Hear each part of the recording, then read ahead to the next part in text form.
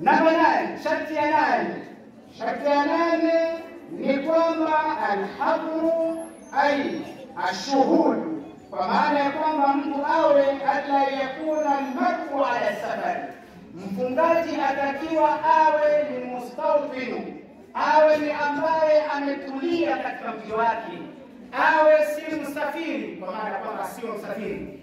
Mfungaji atakiwa asiwe msafiri, asiwe katika safari. Huyu mfungaji wewe na mimi tukiwa katika safari, kwamba haitakiwi kufunga kama pale aliposema Mwenyezi Mungu Subhanahu wa Ta'ala, ayyaman ma'dudatin faman kana minkum maridan au ala safarin fa'iddatun min ayamin ukhra, kwamba masiku ya kufunga ni masiku maalum kabisa, ni siku pengine zikawa 30 au zikawa siku 29.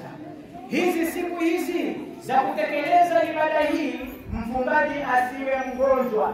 Yule ambaye atakayekuwa ni mgonjwa, kama tulivyoona hiyo sharti, kwamba hatakiwi kwamba yule mgonjwa akafunga kwa badala yake kutekeleza yale ambayo amekusudiwa na sheria kutekeleza, na itakuwa ndio saumu yake. Na asiwe msafiri. Ukiwa msafiri hauruhusiwi, bali yatakiwa kwamba uwe ni hadhir katika mji. Wewe uko hapo katika mji wako, ukiwa katika safari, hapo ni masuala mengine. Kule yatakiwa ufungue katika safari yako, na safari inazingatiwa kwa masharti, ikiwa ni safari ya halali na safari ambayo kwamba unakwenda masafa ambayo ya kujuzisha kuipunguza sala yenye rakaa 4 kusali rakaa 2. Napo kule kuna taratibu maalum za msafiri, namna anatakiwa akiwa katika safari, na namna ya kuwa yeye ni ruhusa kwamba asiwe ni kufunga, bali atafungua katika masiku hayo ambayo atakuwa katika safari.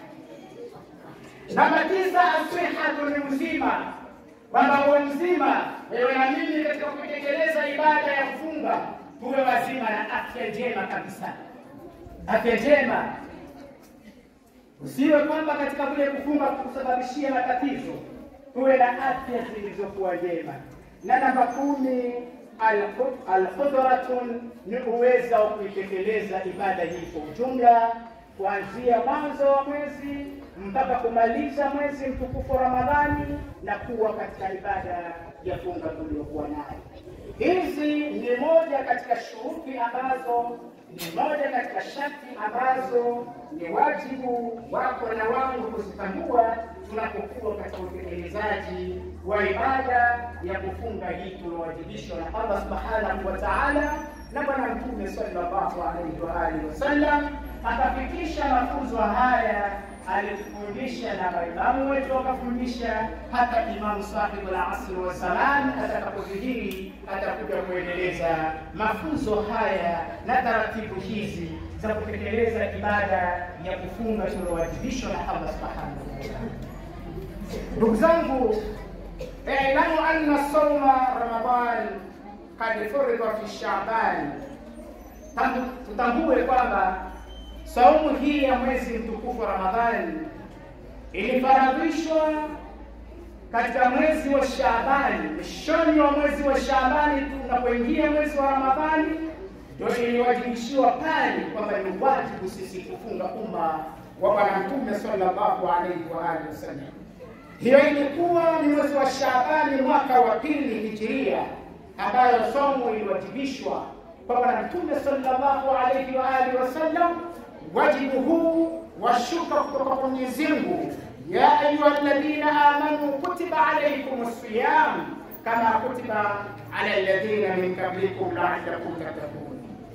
Kwa hiyo ni faradhi, saumu ni faradhi ya wajibu juu ya kila mkallafi ambaye ni mtubaligh, kama tulivyosema, akiwa ni mvulana amefikia umri wa miaka 15, Muislamu wajibu kwake yeye kutekeleza ibada hii ya kufunga.